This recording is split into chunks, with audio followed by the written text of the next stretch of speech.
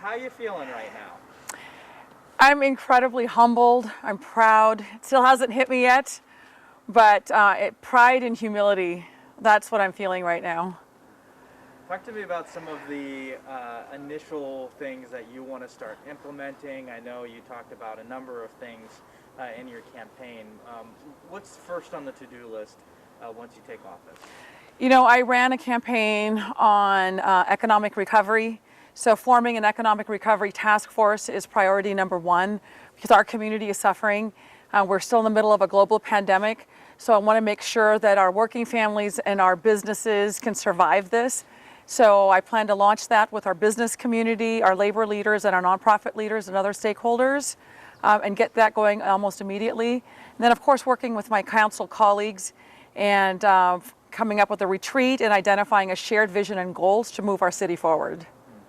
In terms of transportation, I know there's also the hospital projects Yep. that are being discussed. Anything immediate on those? Transportation was one of the top 5 priorities in my race, and so absolutely we're going to do an assessment of where we are with our current transportation plan, and then also discuss where we are with our synchronized lights and making sure that we can provide that nexus for our community, and also start exploring on bringing light rail to the city of Elk Grove, as well as providing our students, our K-12 students, with free public transportation. So those are going to be amongst the transportation priorities almost immediately to do an assessment and then how to move that forward. Exciting. I know a lot of folks will definitely be looking for any way to help ease the congestion in Elk Grove. Absolutely. Congestion is a major issue in our city, and working on our jobs to housing ratio will definitely help with that, and bringing high-paying jobs to the city of Elk Grove will also be very important for our residents so that we're not flooding our freeways and our streets with additional cars. If we have high-paying jobs here in the city of Elk Grove, then our residents will stay here in Elk Grove and not have to go on the freeways and add more to the traffic congestion. You are now officially the first Sikh woman elected, right, by the vote to a mayoral office in the United States. What does that feel like? You know, I was speaking to one of my mentors who brought that to my attention yesterday, that I would be the first directly elected, and that being the emphasis. There have been others through a rotation, but to be the first directly elected mayor in the United States, wow. You know, we already shattered a glass ceiling this week with the election of Vice President Kamala Harris. And so just, you know, Bobbie Singh-Allen, mayor of Elk Grove, as the first Sikh woman, what a tremendous moment for our community, my community. Sikh Americans have been in California for over 100 years. And the fact that it took this long says something.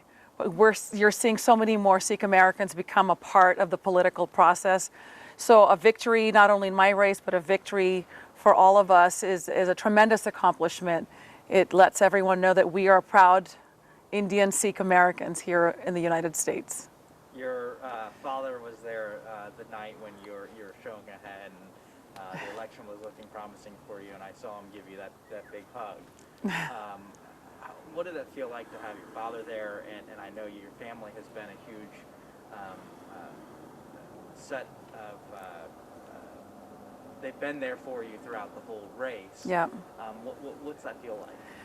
I had the love and support of my entire family, my husband, my children, my parents, my brother, my nephews, and my extended family. Having them share that moment with me. There's friends who've captured that moment where my dad is cradling my face with tremendous pride, and my mother, of course, crying. It's one of those moments. Of course, any parent wants to make every parent is proud when they see their children succeed, and to give that to them as a gift, that means a lot to me, especially today, because tomorrow my father goes in for surgery, and I'm just so glad that he could be part of that journey up until the very end. Yeah, very exciting.